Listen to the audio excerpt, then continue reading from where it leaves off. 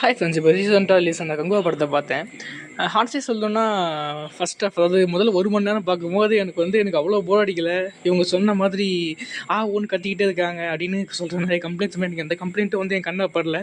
இருந்தாலும் எதுக்குடா இவ்வளோ நெகட்டிவிட்டி இந்த படத்துக்கு அப்படின்னு நான் யோசிச்சு முடிக்கிறதுக்குள்ள ஃபஸ்ட் ஹாஃப்க்கு அப்புறம் வந்தான் ஃப்ரெண்ட்ஸ் கங்குவா அப்படின்னு சொல்லிட்டு அவ்வளோதான். அங்கே வழுக்கச்சு போகிறோம்.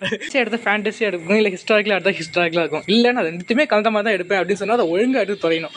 அதை விட்டுட்டு என்னடா கடைசி அந்த பையனுக்கு மேஜிக் பவர்லாம் கொடுத்து என்னென்னமோ பண்ணுற காரில் தூக்கி போட விளையாண்டுருக்கான். இப்போ இந்த படத்துக்கு பாசிட்டிவ் பாயிண்ட்ஸே கிடையாது தான் இருக்குது. பாசிட்டிவ் பாயிண்ட் யாருன்னு பார்த்தா படத்தோட ஹீரோ. ரேட்டிங் இந்த படத்துக்கு என்னன்னு கேட்டிங்கன்னா, நான் படத்தில் எதை எதிர்பார்த்து போனேன் அப்படின்னா, கடந்த காலத்தையும் நிகழ்காலத்தையும் எப்படி கனெக்ட் பண்ண போகிறாங்க, அதாவது இந்த பாஸ்ட்டில் இருக்க சூரியன் ப்ரெசென்ட்டில் இருக்க சூரியன் எப்படி கனெக்ட் பண்ண போகிறாங்க அப்படின்றத எதிர்பார்த்தா படத்துக்கு போனேன். ஆனால் அந்த கதையை சொல்லாமல் கட் பண்ணி தொடர்ந்து போட்டாங்க. எப்படி கனெக்ட் பண்ணுவாங்கன்றத செகண்ட் பார்ட்லாம் காட்டுவாங்கன்னு நினைக்கிறேன். அதனால இந்த படத்துக்கு ஒரு 10க்கு 3 கொடுக்கலாம்.